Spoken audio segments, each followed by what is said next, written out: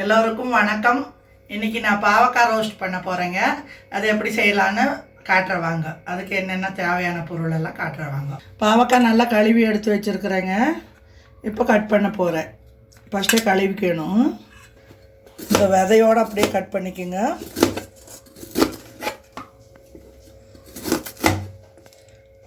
பழுத்து இருந்தால் கொஞ்சம் எடுத்துருங்க. முத்தின விதையாக இருந்தால் எடுத்துடலாம், இலசாக இருந்தால் அப்படியே வச்சுக்கலாம். இது கொஞ்சம் முத்திருச்சு, அதனால நான் எடுத்துடுறேன். கொஞ்சம் வளர்த்துருச்சு. கொஞ்சம் இப்படி லேஸாக கட் பண்ணிக்கோங்க.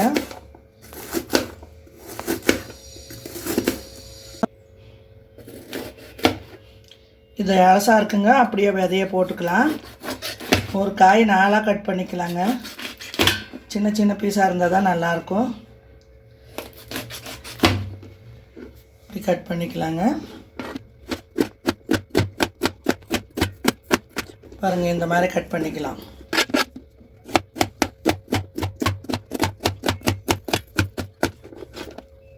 இப்போ பாவக்காயெல்லாம் கட் பண்ணி எடுத்து வச்சுட்டேங்க.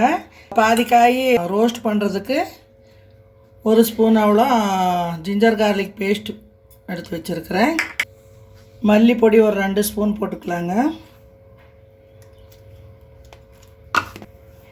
உப்பு 1 ஸ்பூன் போட்டுக்கலாங்க. இன்னும் கூட கொஞ்சம் ஜாஸ்தியாகவே போட்டுக்கலாம். இந்த பாவக்காய்க்கு கொஞ்சம் உப்பு ஜாஸ்தி போடணுங்க. காரம் லாஸ்ட்டில் போட்டுக்கலாம். கொஞ்சோண்டு மஞ்சள் பொடி போட்டுக்கலாங்க. இது எல்லாம் ஒரே மாதிரி பிணைஞ்சு வச்சுக்கலாங்க. ஒரு 1/2 ஹவர் 1 ஹவர் ஊறுனா நல்லா ஊறிக்குங்க. அப்புறமா எண்ணெயிலேயே வறுத்துக்கலாம்.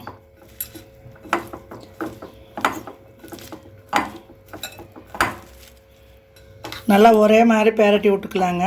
அப்போ உப்பெல்லாம் நல்லா பிடிச்சிக்கும் இதுலேயே. இப்போ தட்டம் போட்டு மூடி வச்சுக்கலாங்க. ஊறட்டும், அப்புறமா செஞ்சுக்கலாம். இது பாவக்காய் பெரட்டி வச்சு 1 ஹவர் ஆயிடுச்சுங்க. நல்லா ஊறி இருக்குது.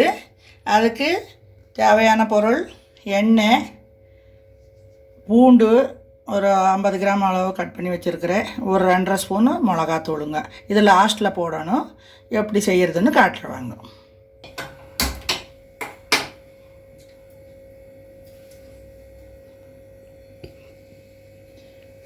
இப்போ எண்ணெய் ஊற்றிக்கலாங்க.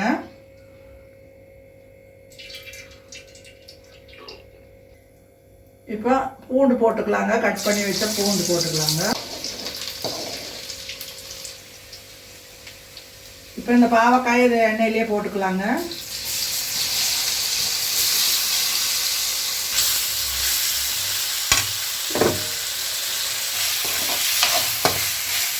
இது நல்லா எண்ணெயிலேயே வேகணுங்க. அப்போ பரட்டிகிட்டே இருங்க, ரோஸ்ட் ஆகிற மட்டும். பாருங்கள், இப்போ பாதி அளவு ரோஸ்ட் ஆகிருக்குது. இன்னும் பாதி ஆகணும்.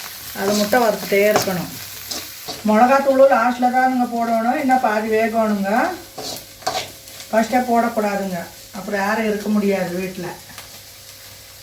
காரம் வரும், அப்புறம் கருகியும் போயிடும்.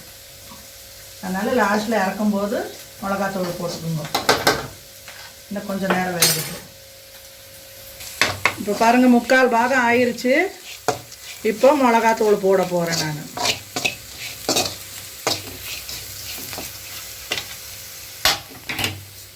ஸ்டவ்வு கம்மி சிம்மில் வச்சுட்டு போடுங்க மிளகாத்தூள்.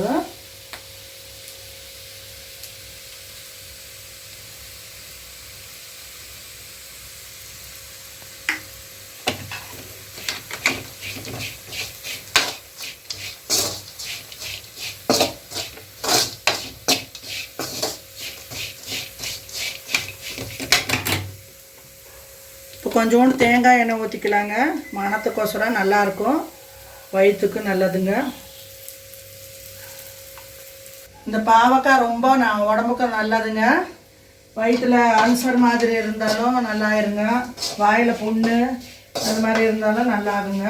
வாரத்தில் ஒரு நாள் இல்லை 15 நாளைக்கு ஒரு நாள் இந்த மாதிரி செஞ்சு சாப்பிடுங்க. ரொம்ப நல்லது. பிபி சுகர் எல்லாம் கம்மி பண்ணுங்க. இது வந்து சாப்பாடு சுட சுட சாப்பாட்டுக்கு போட்டு ஒரு இத்தினோண்டு போட்டு பிணைஞ்சு சாப்பிட்டாலும் நல்லாயிருக்கும். தயிர் சாப்பாட்டுக்கும் நல்லாயிருக்கும். அப்புறம் பழைய சோத்துக்கு கம்மங்கூழ் ராகி கூழ் அந்த மாதிரி இருந்தால் கூட அதுக்கு கூட வச்சுக்கலாங்க சைட் டிஷ்ஷாக. நல்லா இருக்குங்க, ரொம்ப உடம்புக்கு நல்லதுங்க. பாவக்காய் அப்பப்போ சேர்த்திக்கிங்க, கசப்புன்னு நினைக்காதீங்க, கசப்பே வராது.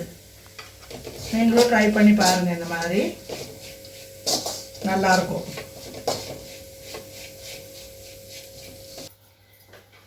இன்றைக்கி எங்கள் வீட்டில் சுட சுட சாப்பாடு, பாவக்காய் ரோஸ்ட்டு, ரசம், தயிர்.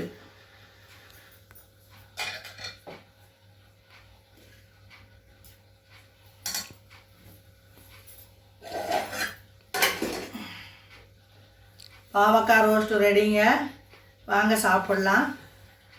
இது சுட சுட சாப்பாட்டுக்கு போட்டு பிணைஞ்சு சாப்பிட்டா நல்லா இருக்குங்க டேஸ்ட்டு.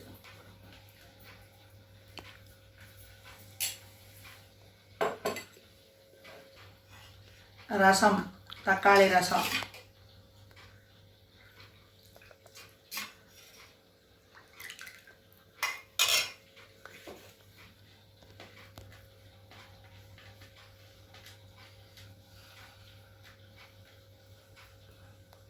சூடாக இருக்குது.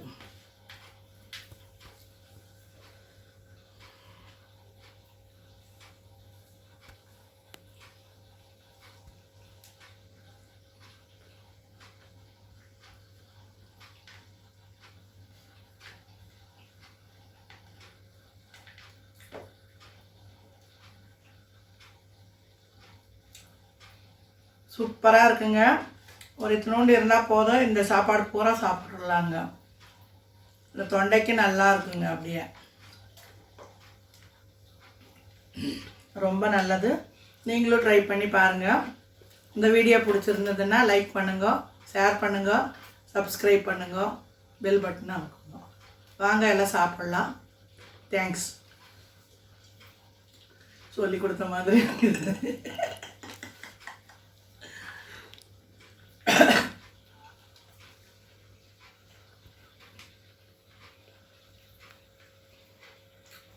கொஞ்சம் கூட கசப்பே இல்லைங்க.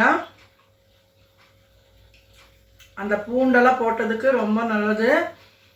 ஆன்டிபயோட்டிக்கு, பென்சில்னு எல்லாம் இருக்குங்க.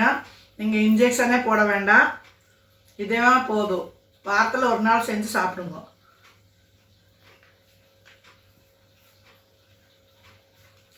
வாய்க்கும் நல்லா பிடிக்கும்.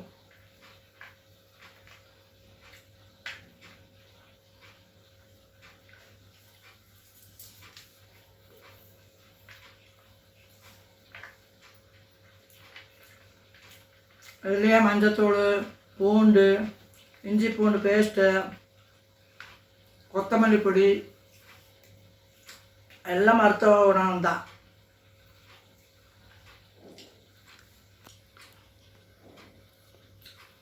உணவே மருந்து, மருந்தே உணவு. பார்த்து செஞ்சு சாப்பிடுங்க, ஆஸ்பத்திரிக்கு போக வேண்டியதில்லை.